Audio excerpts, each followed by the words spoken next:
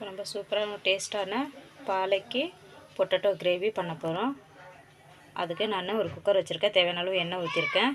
நான் அது கூடயே 2 பெரிய சைஸு பொட்டேட்டோ கட் பண்ணி உருளைக்கிழங்கு கட் பண்ணி இதில் போட்டிருக்கேன். இது நம்ம எண்ணெயிலே கொஞ்சம் ஃப்ரை பண்ணி எடுத்துக்கலாம்.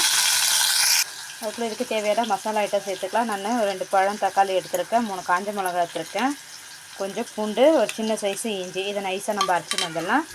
இந்தளவுக்கு நம்ம பொட்டேட்டோ வந்து ஃப்ரை ஆகிருக்கு. இப்போ இது ஒரு பிளேட்டுக்கு மாற்றிக்கலாம். நான் இப்போ அதே குக்கரில் தேவையான அளவு எண்ணெய் ஊற்றிருக்கேன். ஒரு ஸ்பூன் சீரகம் சேர்த்துக்கலாம். சீரகம் பொரிஞ்சிருச்சு. இப்போ நம்ம ஒரு பெரிய சைஸ் வெங்காயம் சேர்த்துருக்கேன். 1 ஸ்பூன் மஞ்சள் தூள் சேர்த்துக்கலாம். தேவையான அளவு உப்பு சேர்த்துக்கலாம். இந்தளவுக்கு வெங்காயம் வதங்கிருக்கு. இப்போ நம்ம அரைச்சி தக்காளி பேஸ்ட்டை சேர்த்துக்கலாம். இப்போ ஒரு கொஞ்சமாக தேவையான அளவு தண்ணி சேர்த்துக்கலாம். இந்தளவுக்கு கொதிக்க ஆரம்பிச்சு இப்போ நம்ம ஃப்ரை பண்ண பொட்டேட்டோ சேர்த்துக்கலாம். இப்போ நான் ஃப்ரை பண்ண உருளைக்கிழங்கு இதில் சேர்த்துட்டேன். இது ஒரு 2 நிமிஷம் கொதிக்கட்டும். வந்து பொடிசாக கட் பண்ணி வச்ச பாலக்கி கீரையை சேர்த்துக்கலாம்.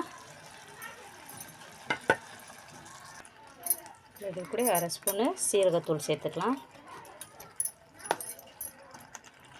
நம்ம கொஞ்சமாக கஸ்தூரி மேத்தி சேர்த்துக்கலாம். இப்போ நம்மளுடைய பாலக் பொட்டேட்டோ கிரேவி சூப்பராக ரெடி ஆகிடுச்சு. நான் கொஞ்சமாக கொத்தமல்லி சேர்த்துக்கிறேன். இது வந்து இட்லி, தோசை, சப்பாத்தியோடு வச்சு சாப்பிடும்போது டேஸ்ட் வந்து சூப்பராக இருக்கும். நீங்களும் வீட்டில் ட்ரை பண்ணி பாருங்கள். வீடியோ பிடிச்சிருந்துச்சுன்னா லைக் பண்ணுங்கள், ஷேர் பண்ணுங்கள். தேங்க்யூ.